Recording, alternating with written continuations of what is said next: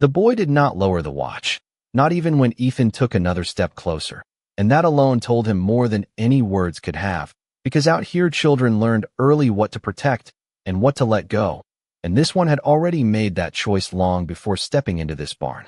Ethan stopped a few feet away, close enough to see the dirt ground into their clothes, the dry lines on their faces where sweat had cut through dust, and the way the younger boy's boots did not quite fit, too large, tied tight with a piece of worn string instead of proper laces.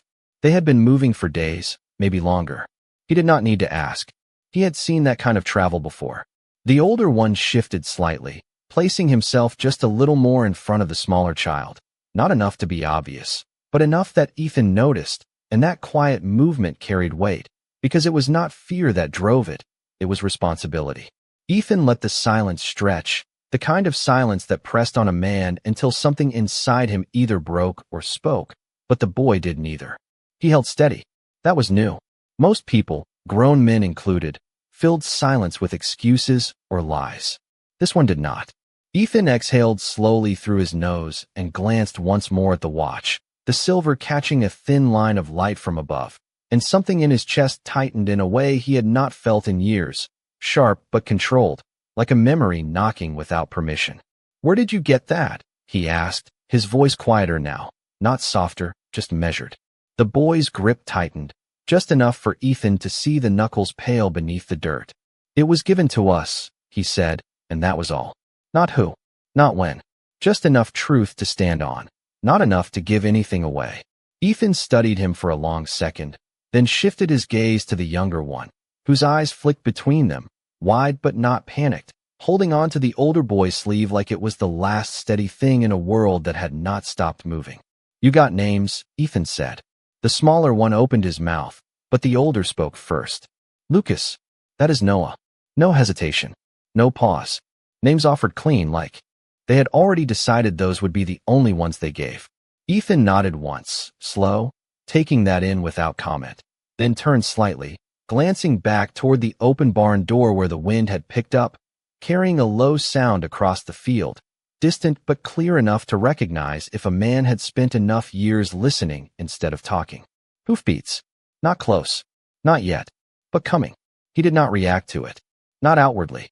He simply looked back at the boys, his eyes settling again on the watch, and this time he reached out, not fast, not threatening, just enough to see if the boy would let him. Lucas stepped back immediately, pulling Noah with him, the movement sharp, protective, and final. That told Ethan everything else he needed to know. They were not just hiding. They were being followed. And whatever that watch meant, it was worth enough for someone to keep riding long after most men would have turned back. Ethan straightened slowly, the wood beneath his boots creaking again, and for a moment he said nothing at all, just stood there in the dim light, the weight of the past pressing quietly against the present, until finally he gave a small nod, more to himself than to them, and spoke in the same steady tone he had used for years, the kind that did not invite questions and did not offer comfort. "You can stay the night," he said, "but come morning, we decide what you brought to my door." The barn settled into a deeper silence after Ethan's words, the kind that did not feel empty but heavy, like something had shifted its weight and was waiting to see who would move first. Lucas did not thank him. He did not nod. He simply lowered himself onto a small patch of hay, pulling Noah down beside him without taking his eyes off Ethan, as if even the act of sitting was something that required permission he did not trust. Ethan turned away before either of them could read anything more in his face, stepping back toward the open door where the night had begun to settle over the land in slow layers of blue and gray. The wind had changed direction. It carried the dry scent of distant sage and something else beneath it, faint but steady, the same direction the hoofbeats had come from.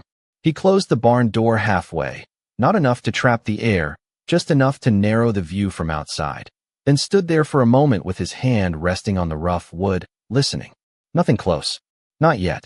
That bought time, but not much. He stepped back into the yard, his boots pressing into the packed dirt that had not seen another set of human tracks in months, and crossed the short distance to the house without looking back. Inside, everything was where it had always been. One chair, one table, one plate already set from habit, not need.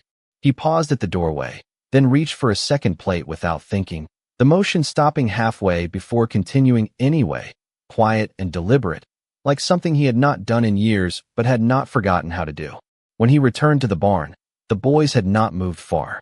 Noah's head rested against Lucas's shoulder, his eyes half closed, but his hand still held tight to the older boy's sleeve. Lucas remained awake, alert, watching the door as it opened, his body tensing for a fraction of a second before recognizing Ethan again. Ethan did not speak. He set the plate down on an overturned crate between them, stepping back immediately after, giving space without making it seem like kindness. Beans, a piece of bread, and water. Nothing more. Nothing extra. Enough to keep a person steady through the night. Noah looked at the food first, then at Lucas, waiting. Lucas hesitated, just for a moment, then nodded once. Only then did the younger boy reach forward, slow and careful, as if the food might disappear if he moved too fast. Ethan watched without staring, leaning lightly against the wooden post near the door, his arms folded, his presence quiet but constant. They ate like boys who had learned to make things last, small bites, measured, no sound except the soft movement of cloth and breath. No questions, no conversation. That suited Ethan just fine. After a while, Noah's head dipped lower, his body giving in to a kind of sleep that came not from comfort, but from exhaustion, the kind that ignored fear for a few hours because it had no other choice. Lucas shifted, easing him down onto the hay, then sat back up, still holding the watch, his thumb brushing over its surface in a slow, absent motion that spoke more than any story he might have told. Ethan's eyes followed that movement again, the silver catching the last line of fading light, and this time the memory came sharper, not complete, but closer than before, like a name just out of reach. He pushed it down. Not now. Not like this. Outside, the wind dropped for a brief moment, and in that gap of quiet, a sound carried clear across the land. Hoofbeats again, closer than before. Ethan did not move right away. He simply turned his head slightly toward the door, listening, measuring distance the way a man does when he has spent years relying on sound more than sight. Then he straightened, uncrossed his arms, and stepped fully into the doorway, his voice low, steady, and certain as it cut through the dim space behind him. "Get some rest while you can," he said without turning back. "Morning is going to come fast." The night did not pass so much as it stretched, thin and restless, like a rope pulled too tight between 2 points that refused to meet. Ethan remained on the porch, seated in the same chair that had held his weight through a dozen quiet years, his hat resting low, his eyes open beneath the shadow it cast. He did not sleep. Men like him learned long ago that sleep was something you earned when the world stopped asking questions, and tonight the land was asking too many. The sound came again just before dawn, clearer now, no longer something carried by wind, but something cutting through it. Hoofbeats, measured, unhurried, confident in a way that told him whoever was riding knew exactly where they were going. Ethan leaned forward slightly, resting his forearms on his knees, listening to the rhythm, counting without thinking. One horse, then another, just behind it. Not a group yet. A scout, maybe, or a message. The sky began to shift above the horizon, a thin line of pale gray pushing back the dark, revealing the edges of the land in slow detail. The fence posts, the dry creek bed, the long stretch of dirt road that led nowhere except here. Ethan stood, the chair scraping softly against the wood behind him, and stepped down into the yard. The air held that early morning chill that settled into bone, the kind that made a man aware of every breath. He walked toward the barn, not rushing, not hesitating, just moving the way he always had, steady and deliberate. Inside, the boys were where he had left them. Noah still asleep, curled slightly into himself, his hand now resting loosely against the hay. Lucas awake, sitting upright, the watch still in his grip, his eyes already on Ethan before the door had fully opened. He had not slept much. Ethan could tell. "They are closer," Lucas said, his voice low, not fearful, just certain. Ethan gave a small nod, stepping inside and closing the door behind him with a controlled push, the wood settling into place with a muted thud. "I know," he replied. He glanced once toward the small gaps in the wall where light was beginning to slip through, then back to the boy. "How many were with you when you left wherever you came from?" Lucas hesitated, not out of doubt, but calculation, weighing how much truth to offer, then answered. We only saw two at first, but there are more. They do not ride together until they need to. Ethan absorbed that without comment. That was not the behavior of men chasing something small. That was patience. That was planning. His gaze shifted again to the watch, and this time he spoke before he could stop himself. Open it. Lucas did not move right away. The barn seemed to hold its breath with him. Then slowly, carefully, he flipped the cover open, turning it just enough for Ethan to see. The inside caught the growing light, and there it was again, clearer now, not just a shape but a face. Younger, unlined, but unmistakable. Ethan Cole, years ago, staring back at him from a time he had tried to leave behind. Beneath it, the worn engraving, barely visible, but still there if you knew where to look. Ethan's jaw tightened, not in anger, not in shock, but in recognition. The kind that settles deep and does not leave. Lucas watched him closely, reading the reaction he had been waiting for. You know it, he said quietly. Ethan closed the distance by a single step, no more, his voice dropping just enough to carry weight without raising volume. I know what it was meant for, he said. Outside, the hoofbeats reached the edge of the property and stopped. Not rushing in. Not calling out. Just waiting. Ethan straightened slowly, his eyes moving from the watch to the door, then back to the boys. And in that moment something shifted, not in the land, not in the air, but in the man himself. The past had not just found him. It had arrived with purpose, and it was not leaving without an answer. The silence outside did not feel empty anymore. It felt occupied, like the land itself was holding its breath alongside the men who had stopped at its edge. Ethan did not move toward the door right away. He let the moment settle, let the weight of recognition sit where it needed to, because rushing now would not change what had already arrived. Lucas slowly closed the watch, the soft click sounding louder than it should have in the stillness, and for the first time his eyes shifted, not toward Ethan, but toward the barn doors, where faint light traced thin lines through the wood.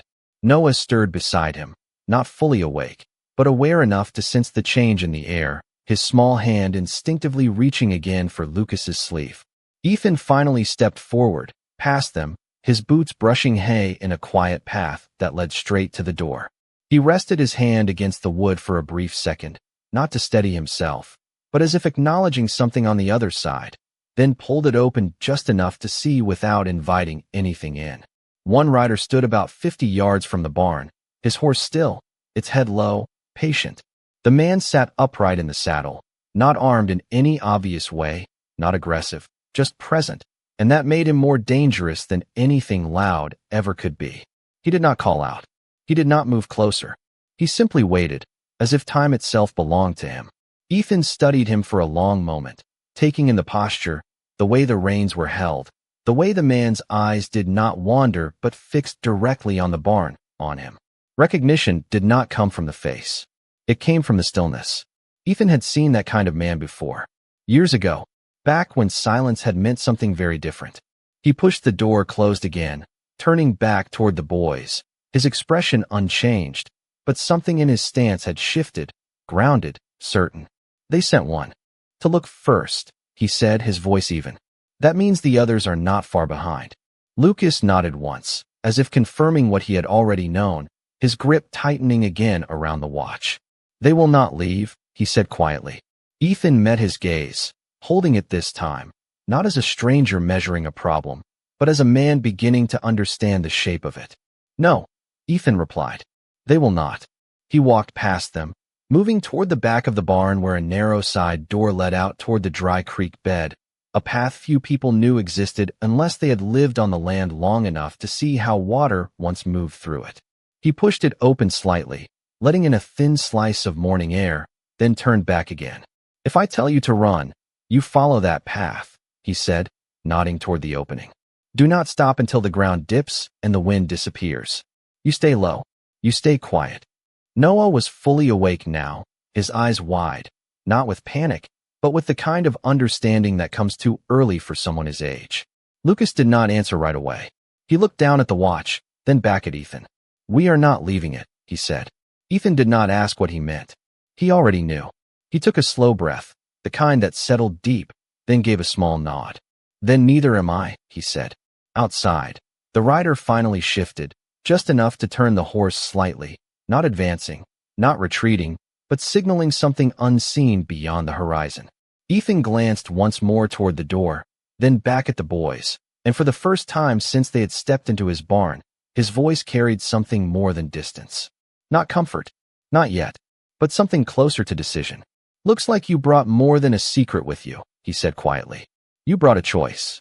The word choice lingered in the air after Ethan spoke it, not loud, not dramatic, but heavy enough that even Noah seemed to feel it settle into the space around them. A choice, not a problem, not a burden, something that asked for an answer. Ethan stepped away from the side door and moved back toward the center of the barn, his boots slow against the wood and straw, his eyes drifting once more to the watch in Lucas's hand. He had seen that engraving before, years ago, under better light and in steadier hands, back when it had not been worn down by time or carried across miles by children who should not have been walking alone. He stopped a few feet from them, close enough now that there was no distance left to hide behind, and for a moment he said nothing, letting the quiet stretch again, not as pressure this time, but as space for truth to stand on its own. "Who gave it to you?" he asked finally, his voice lower than before, not demanding, just direct. Lucas looked down at the watch, his thumb resting against the edge of the metal as if it were something that could anchor him, then back up at Ethan. "A man who said we would find you," he answered. No hesitation, no decoration, just the line as it had been given. Ethan's eyes narrowed slightly, not in suspicion, but in recognition of something that fit too clean to be coincidence. "What man?" he asked. Lucas held his gaze. "He said his name did not matter anymore," he replied. "Only that you would understand when you saw this." He lifted the watch just a little, not offering it, just making sure it was seen. Ethan exhaled slowly, the breath leaving him like something heavier than air, his jaw tightening for a brief second before settling again. He turned away, taking a few steps toward the far wall, his hand brushing lightly against the wooden beams as if grounding himself in something solid. The past did not come back all at once. It came in pieces. A voice, a face, a promise made in a moment that had seemed small at the time and had grown larger with every year he had tried to forget it. Outside, the single rider shifted again, and this time the sound of another horse carried from farther out, then another, spaced apart, not rushing, not gathering, just closing distance in a way that left no room for escape without being seen. Ethan looked back over his shoulder. "How long ago did you leave him?" he asked. Lucas hesitated this time. Not long, but enough. 3 days, he said. He could not travel anymore. The words hung there, unfinished but complete. Ethan nodded once, slow, taking that in, without asking for more. He did not need the rest said out loud. Noah's voice came quietly then, softer than anything else in the barn. "He said you would not turn us away." Ethan closed his eyes for a fraction of a second, just enough to feel the weight of that sentence land where it needed to, then opened them again, steady, clear. He looked at both of them now, not past them, not around them, but directly at them. "He said a lot of things," Ethan replied, his tone even, but no longer distant. Outside, the riders continued to gather, still unseen in full, but present enough that the land itself felt different under their approach. Ethan straightened, his shoulders settling into a posture that had not been there the day before, something older, something he had not used in a long time. He stepped toward the barn door again, stopping just short of opening it, and spoke without turning back. "Eat what is left," he said. "Keep your strength." He paused, just for a breath. Because once they decide to step forward, they are not coming here to ask. The barn seemed smaller now, not because the walls had moved, but because the world outside had come closer, pressing in without sound, without warning, just presence. Ethan stood by the door, listening, not just to the hoofbeats, but to the spaces between them, the pauses that told him these were not men in a hurry. These were men who expected the ground to wait for them. That kind always did. He pushed the door open a few inches again, just enough to see the line forming along the far edge of his land, shapes emerging slowly through the pale morning light, one rider becoming 2, then 3, then more behind them, spaced out, controlled, each one holding position like they had done this before. No shouting, no threats, just quiet certainty. Ethan closed the door again and turned back inside, his face unchanged, but something deeper had settled, something final. Lucas watched him closely, reading the shift without needing it explained. "How many?" Lucas asked, his voice steady. No tremor, just calculation. Ethan walked a few steps toward them, stopping where the light from the wall touched the floor between them. "Enough," he said. That was all. Lucas nodded once, accepting it for what it meant. Noah had finished what little food remained, his small hands now resting in his lap, eyes moving between the two of them, trying to understand a conversation that did not use many words but carried more than he could yet name. Ethan glanced at him briefly, then back to Lucas. "That man who gave you the watch," Ethan said. "Did he tell you what it was?" Lucas shook his head. "Only that it belonged to you before it belonged to us," he answered. Ethan let that settle. Before it belonged to us. The phrasing mattered. It was not lost. It was past. He reached out again, slower this time, not taking, just asking without words. Lucas hesitated, then, after a long second, stepped forward just enough to place the watch into Ethan's open hand. The metal felt colder than it should have, heavier too, not in weight, but in what it carried. Ethan turned it slightly, the worn engraving catching the light again, and this time he did not look away from it. His thumb traced the edge, the familiar groove worn into it by years that had not been his. And for a moment the barn faded, replaced by something older, quieter, a different kind of silence, one shared instead of chosen. He closed the watch gently, the click soft but final, then looked back up at Lucas. "He should have kept it," Ethan said, more to himself than to the boy. Lucas did not respond. He did not need to. Outside, a new sound joined the stillness, not hoofbeats this time, but the faint creak of leather and saddle as someone shifted closer, testing distance, measuring response. Ethan handed the watch back, not hesitating, not holding on to it longer than needed. "You keep it," he said. Lucas took it without question, his grip firm again, like something had been confirmed, not given. Ethan turned then, moving toward the center of the barn, his eyes scanning the space not as a place of shelter, but as ground to stand on. He stopped, then looked back once more at the boys, his voice steady, grounded, carrying no rush, no fear. "They think this is about that watch," he said quietly. He paused, just long enough for the words to settle. "It is not." Outside, the first rider finally took a step forward, slow, deliberate, the kind that did not ask permission because it never had to before. Ethan's gaze shifted toward the door again, his shoulders squaring in a way that spoke of something long set aside now being picked back up, not for pride, not for anger, but because there was no other way left to stand. "Stay behind me when they come closer," he said, not turning this time. And for the first time since the boys had stepped into his barn, the silence that followed did not feel uncertain. It felt decided.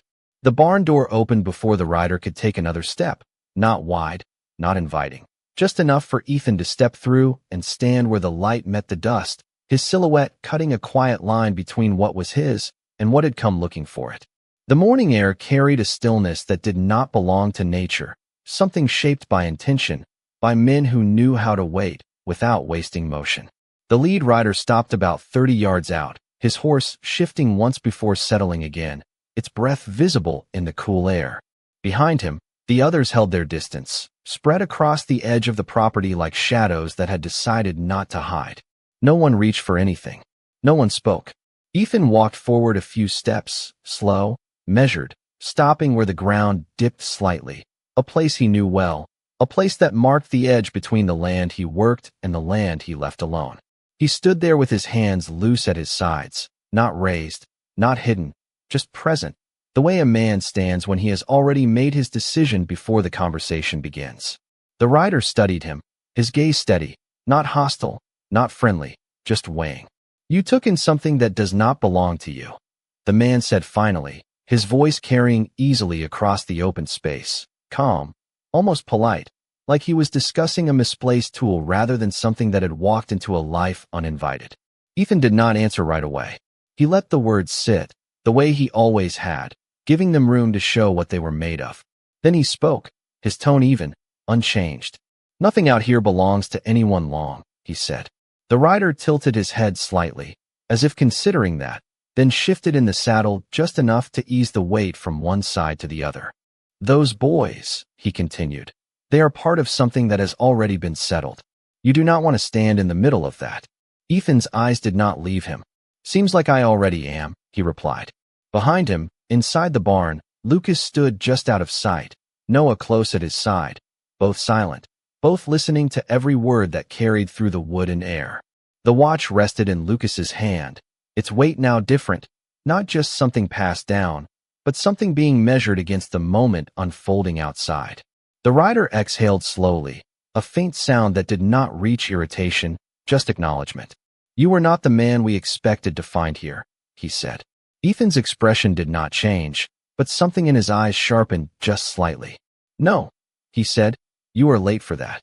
The wind shifted again, moving across the field, lifting small lines of dust that drifted between them like thin smoke. The rider glanced briefly toward the barn, not long, just enough to confirm what he already knew, then back to Ethan. We are not here for you, he said. We are here for what they carry. Ethan nodded once, slow, as if agreeing with a fact that had already been decided. That is where you are wrong, he said quietly. The rider's brow tightened just a fraction, the first sign of anything close to reaction. Ethan took one more step forward, not closing the distance, just grounding himself where he stood, his voice steady, carrying no threat, no challenge, just certainty. You think it is about that watch, he continued. It is not. The silence that followed stretched longer this time, deeper, as if even the men behind the rider were listening closer now. The rider studied him again, more carefully, as if seeing something he had not accounted for. Then what is it about? He asked. Ethan did not look back at the barn. He did not need to. His answer came without hesitation. It is about who you think you can walk through, he said. And for the first time since they had arrived, the stillness between them shifted, not in volume, not in movement, but in meaning, as if the ground itself had decided where the line truly was. The rider did not answer right away, and that silence carried farther than any threat could have, stretching across the dry ground, settling into the spaces between the men behind him, reaching all the way to the barn, where two boys stood listening without breathing too loudly. Ethan held his ground, not shifting, not pressing, simply standing as if the answer no longer mattered as much as the fact that he had already spoken. The rider's eyes narrowed just slightly, not in anger, but in recalculation, as if something in front of him no longer matched the version he had expected to find. He adjusted his posture in the saddle, slow and deliberate, the leather creaking softly under his weight. You speak like a man who believes this land protects him, he said at last. Ethan shook his head once, small, almost unnoticeable. No, he replied. I speak like a man who knows it does not. That landed differently. The men behind the rider shifted, not forward, not back, just enough to signal that something had changed in the tone of what they had come to do. The wind moved again, this time stronger, carrying dust in thin spirals between them, blurring the edges of distance without hiding anything. The rider glanced past Ethan once more, toward the barn, and this time his gaze lingered a fraction longer, as if measuring how much stood between him and what he wanted. Inside, Lucas tightened his grip around the watch, the metal pressing into his palm, grounding him in the moment, while Noah stood close, his small shoulder brushing against Lucas's side, eyes fixed on the faint light coming through the cracks. Neither of them spoke. They did not need to.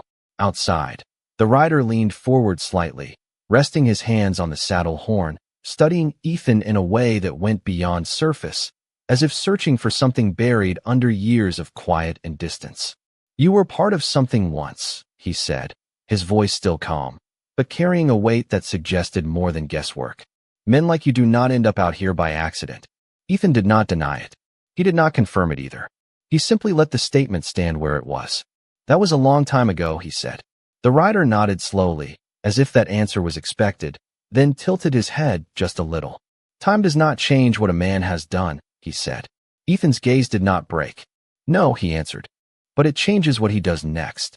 The words settled into the space between them, quiet, steady, impossible to ignore.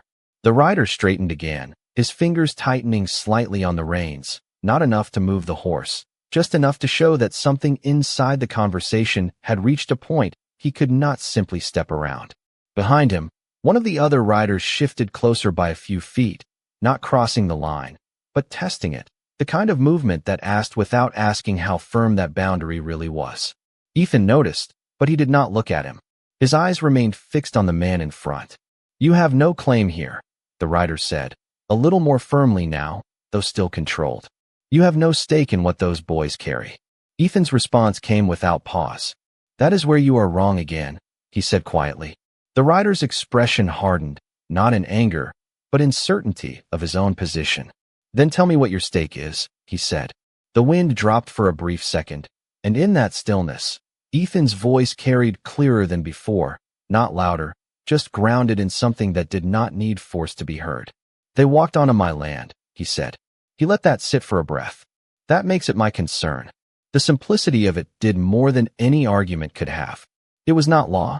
It was not history. It was something older, something that did not bend easily. The rider held his gaze for a long moment, and for the first time since arriving, there was hesitation, small, almost invisible, but real. Behind him, the line of men remained still, waiting for direction that had not yet come. And in that quiet, stretched thin between decision and action, it became clear that whatever had brought them here was no longer moving on the terms they had planned.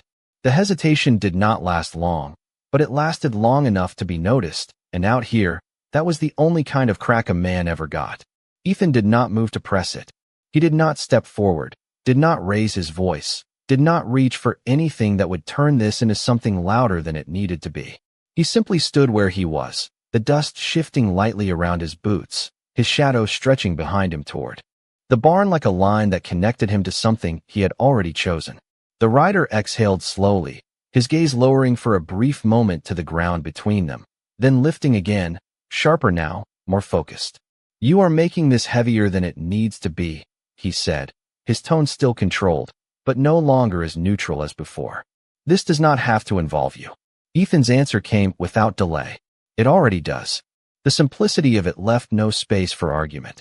Behind the rider, one of the men shifted again, this time stepping his horse forward just a few feet, enough to break the perfect line they had been holding, enough to test whether the boundary was still just an idea or something real.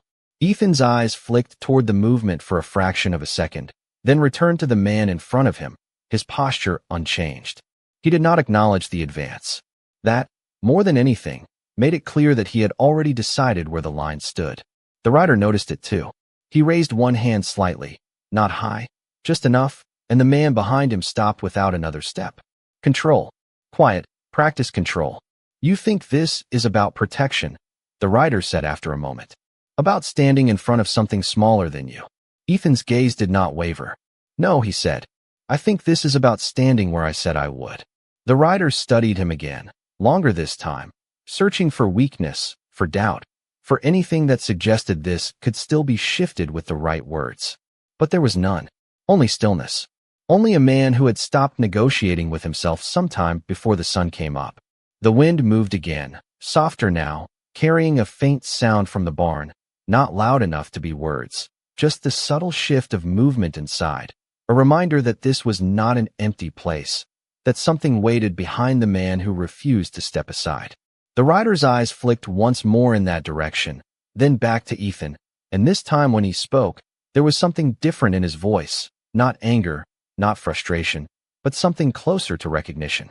"You know what they carry, do you not?" he said. Ethan did not answer right away.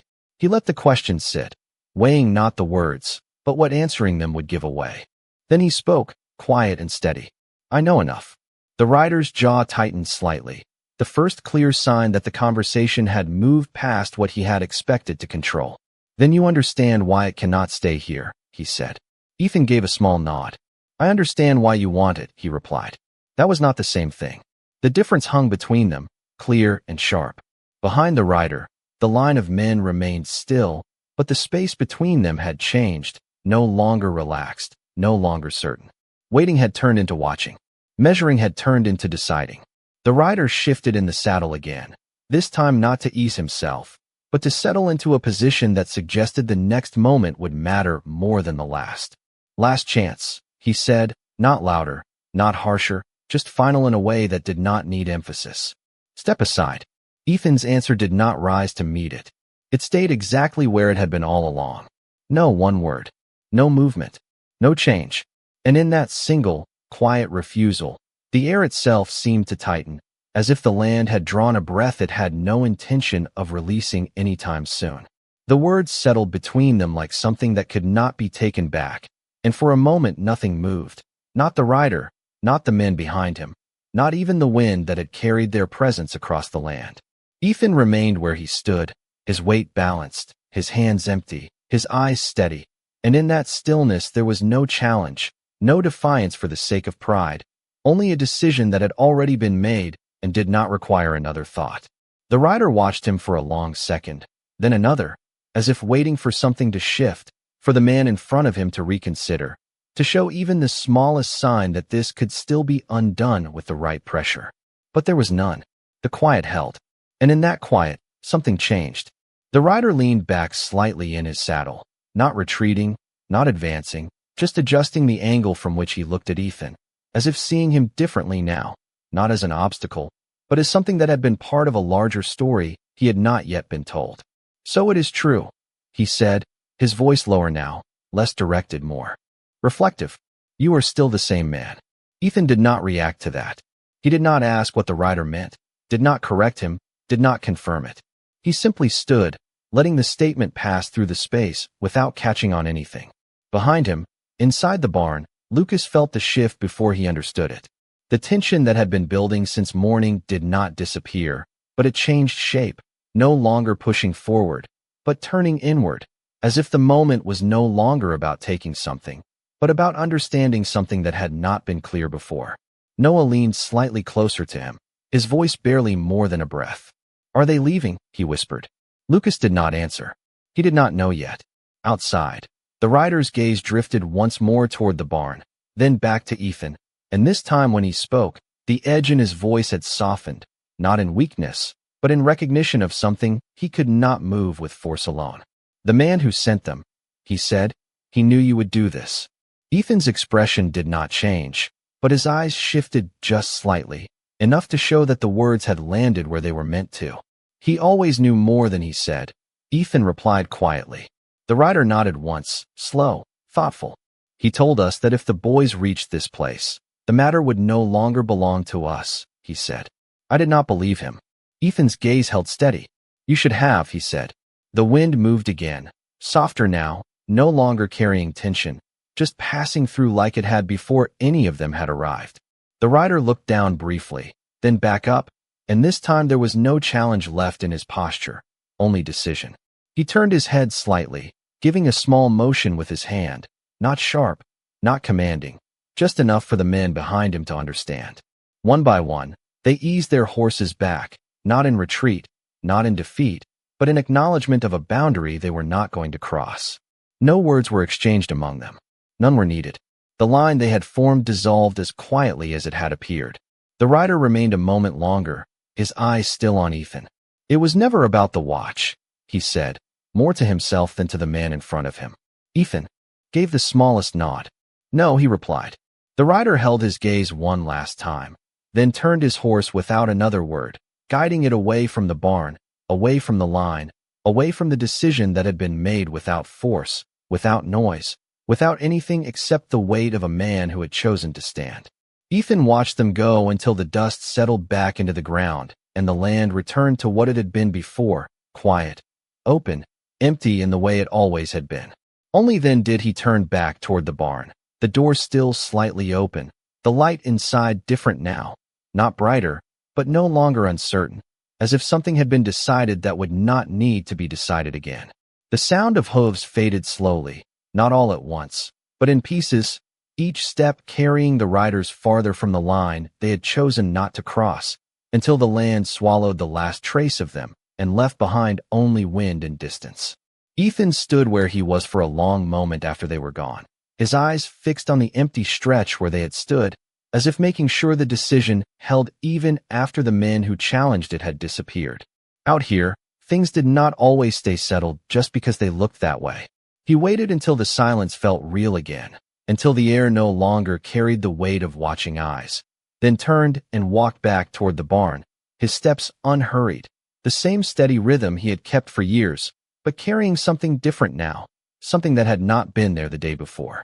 Inside, the boys had not moved far. Lucas stood near the center, the watch still in his hand, his shoulders no longer tense in the same way, but not relaxed either, as if he was still waiting for something else to happen, something that had not yet shown itself. Noah looked up the moment Ethan stepped inside, his eyes searching his face, not for fear, but for confirmation.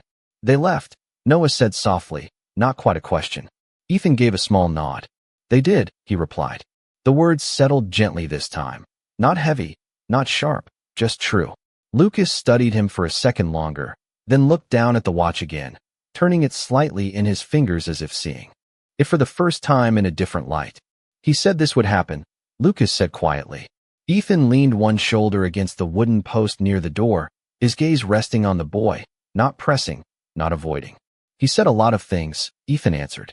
Lucas hesitated, then lifted his eyes again. He said you would not fight, he added.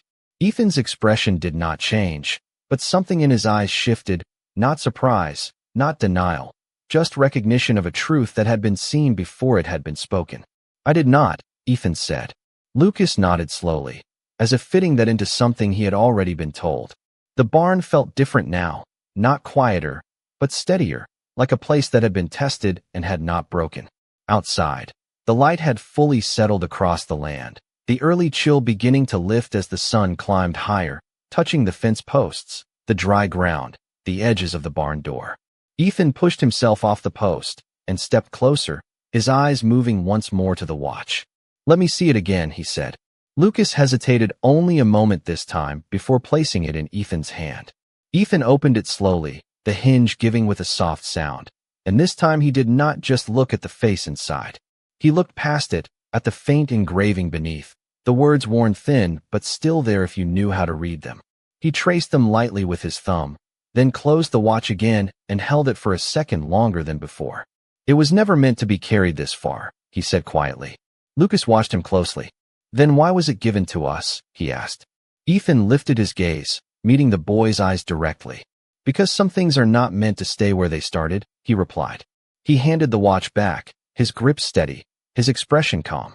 Lucas took it, holding it a little differently now, not just protecting it, but understanding that it had brought them somewhere it was always meant to reach. Noah stepped a little closer to Ethan, his voice small but clear. Are we staying? He asked. Ethan looked down at him, then past him, toward the open space of the barn, the light stretching across the floor where shadows had been earlier. He did not answer right away. He let the question sit, not because he did not know, but because he understood what it meant. Then he spoke, his voice quiet, certain, carrying no weight of doubt. For now, he said. And in that simple answer, there was no promise, no grand declaration, just something steadier, something that did not need to reach beyond the moment to matter. The day moved forward the way it always did out there, slow and without ceremony, the sun climbing higher until it settled over the land like something steady and unchanging, as if nothing had passed through that morning to test it. But the barn held a different kind of quiet now, not empty, not waiting, but filled with something that had chosen to stay. Ethan stepped out onto the porch just before noon, the wood creaking beneath his boots in a familiar rhythm, and for a moment he simply stood there, looking out across the stretch of open ground where the riders had been. There were no tracks left clear enough to follow, just faint impressions already softening under the wind, as if the land had decided not to remember them for long. He rested his hands on the railing, the same place they had settled countless times before, but this time he did not feel the same distance between himself and everything beyond it. Behind him, the sound of movement came from inside the house, light, uneven, unfamiliar in a space that had known only one set of footsteps for years. Noah's voice drifted through the doorway, low but curious, asking a question about something simple, something small, the kind of thing that did not matter much but filled the air in a way silence never could. Lucas answered, his tone steady, measured, still carrying that quiet weight, but softer now, less guarded. Ethan did not turn right away. He let the sound settle into him, the way the wind used to, constant but unnoticed, until it was not there anymore. Only this time he noticed. After a while, he stepped back inside, the shift from sunlight to shade gentle against his eyes, and found them near the table, the same table that had only ever held one plate until the night before. Now there were three, not arranged carefully, not planned, just placed where they had ended up, as if the space had adjusted on its own. Lucas stood by the window, the watch in his hand again, but he was not gripping it as tightly. He was looking at it, turning it slightly in the light, not guarding it, but understanding it. Noah sat on the chair, his feet not quite reaching the floor, his hands resting flat on the wood, as if grounding himself in a place that no longer felt temporary. Ethan stepped closer, stopping beside the table, his gaze moving from one to the other, then settling briefly on the watch. "It will not bring anyone else here," he said, his voice calm, certain. Lucas looked up. "How do you know?" he asked. Ethan met his eyes, steady. "Because the ones who needed to understand already do," he replied. Lucas held that for a moment, then nodded once, slow, as if accepting something that had been set in motion long before he arrived. He closed the watch and slipped it carefully into his pocket, not hiding it, just keeping it where it belonged now. Ethan pulled out the third chair, the sound of wood against floor soft but clear, and sat down, not across from them, not apart, but with them, the space between no longer something to be measured. Outside, the wind moved through the open land again, the same as it had every day before, carrying dust, carrying silence, carrying nothing that stayed. But inside, something had. Ethan rested his hands on the table, his gaze lowering for a brief moment, then lifting again, not to the door, not to the horizon, but to the two boys in front of him. He did not say anything more. He did not need to. Out there, a man could spend years believing silence meant he had nothing left to answer for. Turns out, it just meant he had not been asked the right question yet. And when it finally came, it did not arrive with force. It arrived quietly, walked through his door, and chose to stay. A quiet rancher who has lived in silence for years finds his isolated world disrupted when two orphaned boys appear hidden inside his barn, carrying a secret that reaches deeper than land or ownership. In this deeply emotional journey inspired by classic Western stories, the rancher is forced to confront a past he buried while the boys carry a symbol that binds them to a truth bigger than fear. As tension rises across the open land and unknown riders approach with quiet authority, the rancher chooses not violence but presence, standing between power and innocence in a way that defines the soul of Western stories. The story unfolds with cinematic stillness, where every glance, every silence, and every decision reveals layers of dignity, responsibility, and redemption. The older boy holds onto a mysterious watch while protecting his younger brother, and together they challenge the hardened beliefs of a man who once believed isolation was the only way to survive. In the spirit of timeless Western stories, this narrative explores how moral courage can shift outcomes without a single shot fired, showing that true strength lies in standing firm when leaving would be easier. As the riders arrive and the moment of confrontation builds, what unfolds is not conflict, but recognition, where quiet authority outweighs force and respect redraws the line no one dares to cross. Through rich atmosphere, grounded characters, and restrained dialogue, this piece captures the essence of Western stories that focus on humanity over action, where the smallest decisions carry the greatest weight.